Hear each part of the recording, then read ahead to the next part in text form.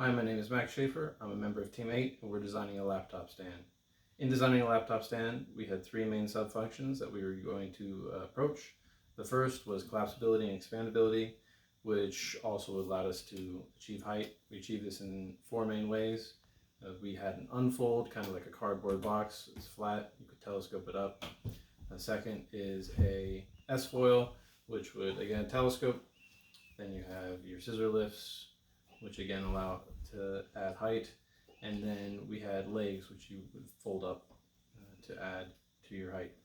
The second was tilting. We achieved tilting in three main ways. The first was notches, which would allow you to obviously set in and lock your tilt at what you wanted.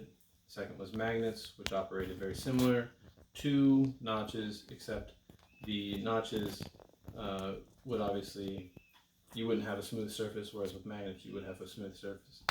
And then third was the set screws. Set screws could be used to either tighten and add friction on a hinge, or to physically screw through a material to adjust the height below it, kind of like feet on a table, adjustable feet on a table, that is. Then subfunction 3, laptop retention. Laptop retention is obviously the way that we stop the laptop from falling off of our stand while it's in use. We achieve this three main ways. We would have either rubber feet, which would obviously increase the friction to hold onto it. Add a lip to the bottom, which would serve as a mechanical stop to stop the laptop from sliding off, or a clips that would serve to kind of latch down from the size of the laptop stand, or from the size of the laptop to hold it in place. We came up with 6 functional designs.